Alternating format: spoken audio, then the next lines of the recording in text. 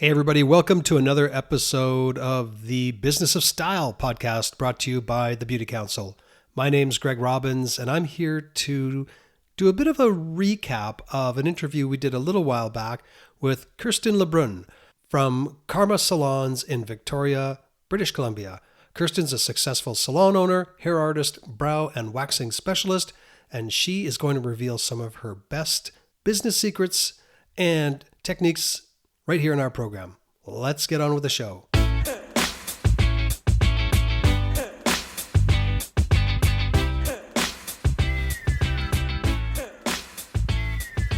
Hi, Kirstin. It's really great to have you here with us today. Thanks very much for having me. It's nice to see all of you. So I'm just going to do a quick little intro about who you are, but of course you can certainly make corrections or fill in some of the blanks. So you started 10 years ago. You now own 3 locations in Victoria, soon to be 4, I understand. That's right, You've yeah. got a team of 50 and you're in Victoria over on the island. But maybe paint a picture for us of your current operations and tell us how it looks. Well, currently we do have almost 4 locations in Greater Victoria. I have a lot of support staff helping me, and yes, close to 50 staff as well. My husband helps with all of the background things, payroll, etc. Left his career of 15 years to sort of support my dream. I'm also a full-time service provider as well. So I really understand the ins and outs of actually providing services on clients, and I'm very passionate about the industry as well.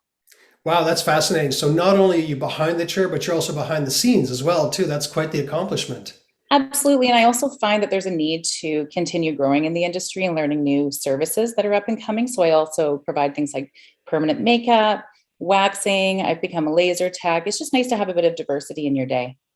Yeah, you've got quite a nice little bio on your Instagram, just telling us sort of where you started from and the education you went through. So I'm sure people could check that out and learn more about you. Absolutely. So really, I came across an Instagram post that you wrote, and that's sort of what connected us in the first place. And in that post, you kind of put it out there to say to people, if you are considering, opening your own business or wondering about what happens in a business, and you listed many, many points. Tell us more about that post. What is it that sort of drove you to write it, and what was the motivation behind it? Well, I think, when I was starting out, I never really had anybody to pick their brain and sort of figure out, what does this entail? And to be honest, when I started out, I really didn't anticipate having this many people under my wing and having this many locations. It's just sort of continued to grow, which is fabulous. And I'm really happy about where we are. But I feel like some of the trials and tribulations and challenges that I've come across with the growing pains, I've never really had anybody to ask questions, pick their brain about some of the things that they learned along the way. And I do know a decent amount of salon owners locally, and some of which I went to hair school with, and I've always been more than happy to answer any questions for them and maybe help them to avoid some of the mistakes that I've made over the years. And, you learn every day. With business ownership, and things are ever changing. So I think that post was primarily to help other salon owners that maybe are currently running salons, but are also potentially interested in opening up a salon. And also, I think it's important to be transparent with staff. I feel like there's a real misconception and misunderstanding as far as how much it actually costs to run a business. And I think a lot of people look at the numbers and say, okay, well, if I'm, say, getting on an average of a 50-50 split with my employer, they're getting 50% of the money, when in all actuality, the all of the operating costs of the business make that profit margin so much smaller than most people know. Yeah, you're at, such great points. Absolutely. There's sort of the perception that people have, but also just the nitty gritty of running the business. And let's be real, people in this industry typically go to learn a craft or a trade, but there are very little business pieces that they get trained on. I mean, unless you take a separate supplementary course. So we're sort of thrown into this world of running a business without having perhaps the knowledge of what that entails. Absolutely. So, yeah. So out of that post, maybe we could just pick out like 3 big pieces or big chunks that people should take a look at or think about as they consider whether, like you say, to open or to expand or to break it on their own. What are maybe some of the 3 points out of that post that you would like to maybe riff on a little bit? Well, that's a really challenging question, because I feel like so much of everything that I listed and I really broke it down was actually very important. I would say obviously your rent and your triple net, and your triple net is always changing because, when people complain about their property taxes going up, well, of course, commercial buildings are also going up as well. And what that ends up looking like is your yearly costs go up. And then that's reflective of what you're paying that's in addition to your rent. So there's always that. And that's the main thing most everybody thinks of because they're looking at, okay, this is my lease payment. Some of the things that kind of continuously change are things that maybe you didn't think about when you were signing that lease at the beginning. And for us, we've incurred things like staff's MSP premiums. And so, that can end up being tens of thousands of dollars a year that maybe wasn't something that was implemented a couple of years ago. And it's not something that you can turn around and say, well, I'm sorry to my staff, but you're no longer going to get your commission percentage because my costs are going up. These are all things that you end up sort of absorbing and trying to navigate as you continue to be open.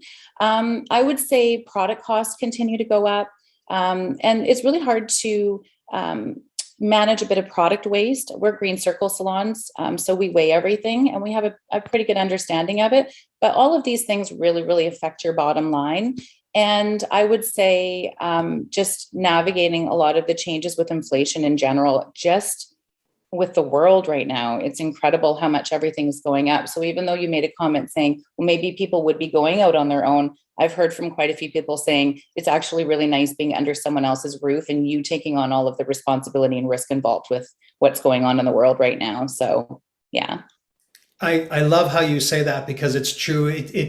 There's sometimes there's a real appreciation for having that comfort of just going to work, doing your thing, and going home, and not worrying about all the other parts of it. So it's great to hear that that is out there.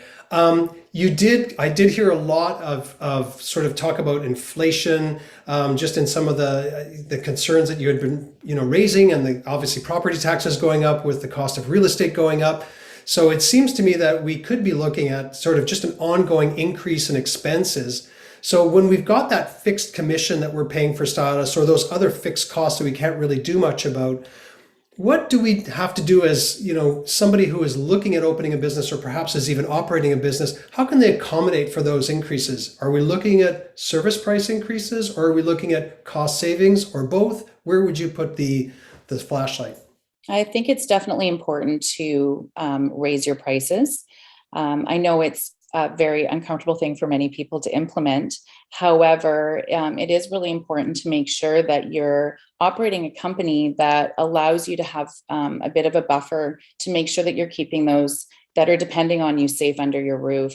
And that comes in the form definitely of looking at everything and deciding whether or not you're going to raise prices annually. And of course, there's always going to be a little bit of challenges with that. Some people aren't going to necessarily want to pay some of the prices that you have at your shop. And so it's nice to have some different service levels within your locations. That way, if somebody doesn't want to pay, say, a master pricing when our prices get raised, and you have a lot of consistency with your staff and mentorship, you have the ability to move some of those clients to service providers that don't charge quite as much, but keep them under your roof. So I think it's just really good to be savvy and have a bit of a plan before you start executing and making decisions.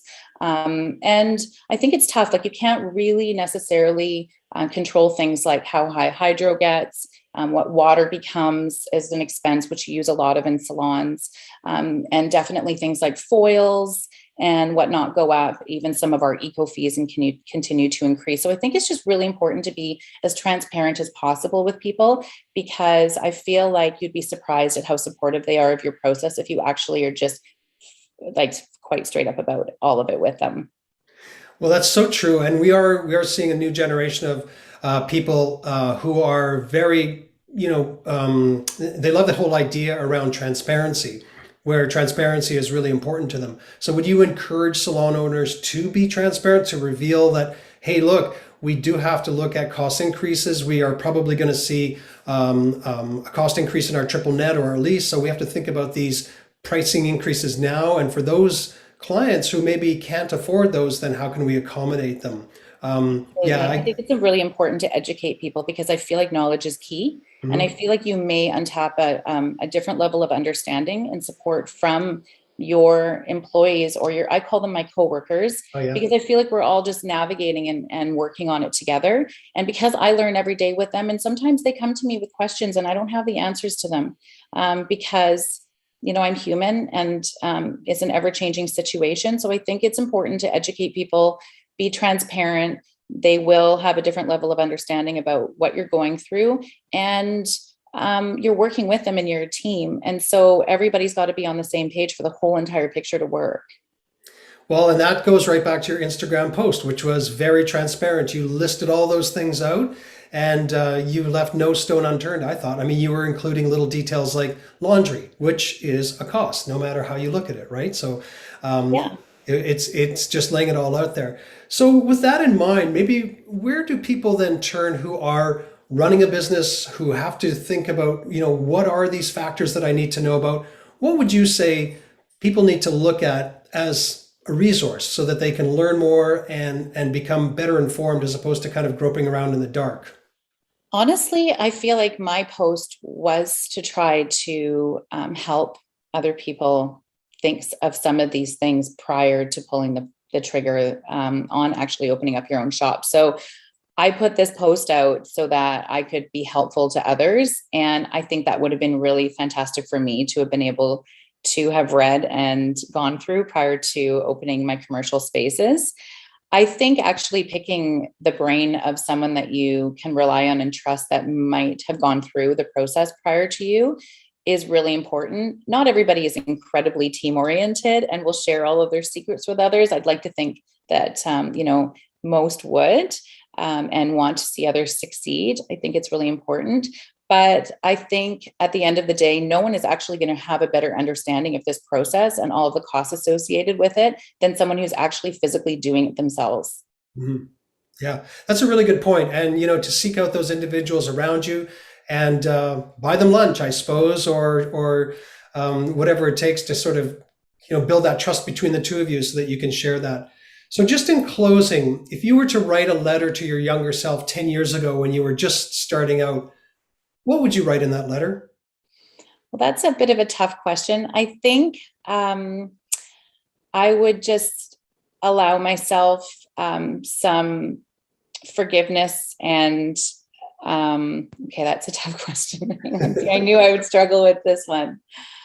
Um, I think if I was to write a letter to myself, I would tell myself to hold on, that you're going for a little bit of a ride, Okay. and that it's a really exciting journey with lots of ups and downs.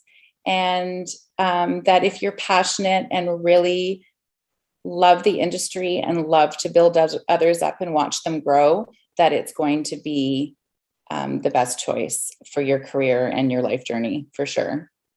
That's wonderful. There's a great leadership message in that, and that is a nice, refreshing statement. So yeah, never know. Maybe you will write that letter to your younger self one day, and if you ever do, maybe we could share it.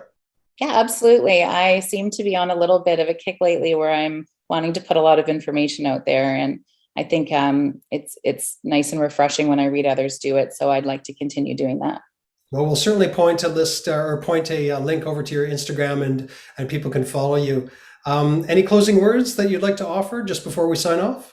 I think a really important thing to keep in mind in our industry is that nobody can want your success more than you want it for yourself. It's important to go after what you want. It's important to surround yourself with like-minded people that are going in the same direction, and to reach out to others and ask for help when needed, and try to get as much support from your community as possible, and just never stop learning. Wow, that's a great send off. Thank you so much for everything. I really appreciate you sharing all of your wisdom. Thank you very much for having me.